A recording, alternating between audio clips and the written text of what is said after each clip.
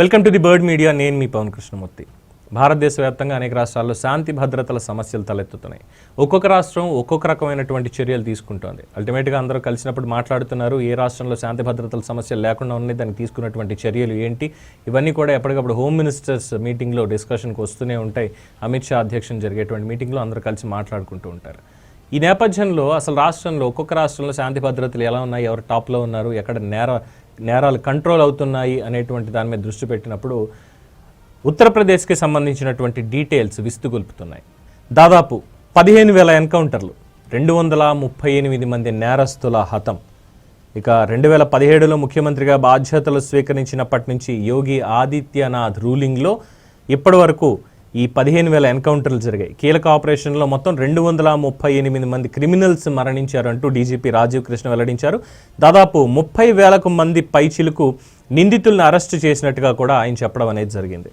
పోలీసుల మీద దాడికి ప్రయత్నించినటువంటి ఘటనల్లో మొత్తం 9,000 మందికి కాలికి గాయాలయ్యాయి.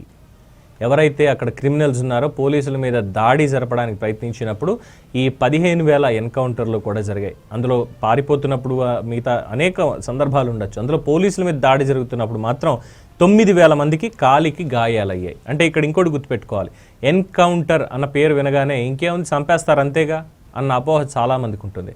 కానీ ఏ పోలీసు కూడా నిందితుల్ని చంపడానికి ముందు ప్రయత్నించరు. కేవలం గాయపరిచి వాళ్ళ వేగాన్ని తగ్గించడానికి, పారిపోకుండా నియంత్రించడానికి వాళ్ళని కాలుస్తారు. అది కూడా కాల్చాల్సింది కాలిలో కాల్చాలి. తర్వాత ఇక వాళ్ళు కూడా మారణాయుధాలతోటి దాడి చేస్తున్నారు, ప్రాణాల మీదకి వస్తోంది అన్నప్పుడు మాత్రమే ఎదుట ఉన్నటువంటి ఆ దాడి చేసేటువంటి యాంటీ సోషల్ ఎలిమెంట్స్ని ప్రాణం పోయేలాగా కాలుస్తారు. అది కూడా ఇక లాస్ట్ ఆప్షన్ కింద, అంతే తప్ప ఇమ్మీడియట్గా వాళ్ళని కాల్చి అక్కడికక్కడే చంపేసేయరు. ఇట్ డజంట్ మీన్ దట్ ఒక ప్రాణం తీసేయాలని వాళ్ళకి ఉండదు. ఇదేం ఎన్కౌంటర్ అన్న పేరుతో చెప్తే చంపేయడమే కదా అన్న అపోహ మాత్రం పక్కన పెట్టేసేయాలి. సో ఇలా 15,000 ఎన్కౌంటర్లో 9,000 మంది కాళ్ళకి గాయాలయ్యాయి, 238 మంది వివిధ ఆపరేషన్లలో మరణించారు అని చెప్పారు. ఇదంతా కూడా ముఖ్యమంత్రి ఆదేశాల మేరకు నేరస్తులపై ఉక్కుపాదం మోపుతున్నాం అంటూ డీజీపీ రాజీవ్ కృష్ణ వెల్లడించినటువంటి అంశం. మొత్తం 2015 నుంచి ఇప్పటివరకు 8 ఏళ్లలో 14,973 ఆపరేషన్లు చేపట్టి 30,694 మంది నేరస్తులను అరెస్ట్ చేశారు.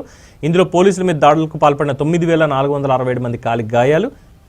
మీరట్ జోన్లో అత్యధిక ఎన్కౌంటర్లు, ఆ తర్వాత ఆగ్రా, తర్వాత బరేలీ, తర్వాత వారణాసిలో నేరస్తుల్ని అదుపులోకి తీసుకున్నట్టుగా కూడా వెల్లడించారు. అలాగే నేర నిర్మూలనే లక్ష్యంగా పనిచేస్తున్నామని, ముఖ్యమంత్రి ఆదేశాలు ఆయన ఇచ్చినటువంటి స్వేచ్ఛతోటే ఇదంతా మేము కఠినంగా చేయగలుగుతున్నాం అంటూ ఆయన చెప్పడం జరిగింది. మరి మన రాష్ట్రంలో ఏంటి, పోలీసుల మీద దాడి చేయడం కాదు, వాళ్ళని ఏ భాషతో అయినా తిడుతూనే ఉంటారు. రకంగా మాజీ ముఖ్యమంత్రిగా ఉన్నటువంటి వ్యక్తే మీరు ఎక్కడున్నా సరే, సప్త సాగరాల అవతల ఉన్నా సరే మీ బట్టలు తీసుకొచ్చి మీ బట్టలు ఊడదీస్తా అని మాట్లాడతారు. మరి మన పోలీసులు ఎందుకు అంత స్వేచ్ఛగా పనిచేయలేకపోతున్నారు నేరస్తుల విషయంలో, నేరం చేసినటువంటి వాళ్ళ విషయంలో? మిగతా వాళ్ళ విషయం కాదు. సోషల్ మీడియాలో పోస్టులు పెడితే చాలు, ఏమవుతుందో తెలుసు. అఫ్కోర్స్ దానికి మార్గదర్శకాలు ఇటీవల కాలంలో రిలీజ్ చేశారనుకోండి, అది వేరే విషయం. బట్ జరిగినటువంటి విషయాలు మనం చూసాం కదా, ఏ విధమైనటువంటి సంఘటనలు జరిగాయని. మరి యూపీలో అలా ఉంది, మరి ఏపీ ఎందుకు ఇలా తయారవుతుంది? దీని మీద మీ అభిప్రాయాన్ని కామెంట్స్ రూపంలో తెలియజేయండి. చూస్తూనే ఉండండి ది బర్డ్ మీడియా. ఈ వీడియో కనుక మీకు నచ్చినట్టయితే లైక్ చేయండి, షేర్ చేయండి, సబ్స్క్రైబ్ చేయండి. అలాగే పక్కనే ఉన్న బెల్ ఐకాన్ని క్లిక్ చేయండి.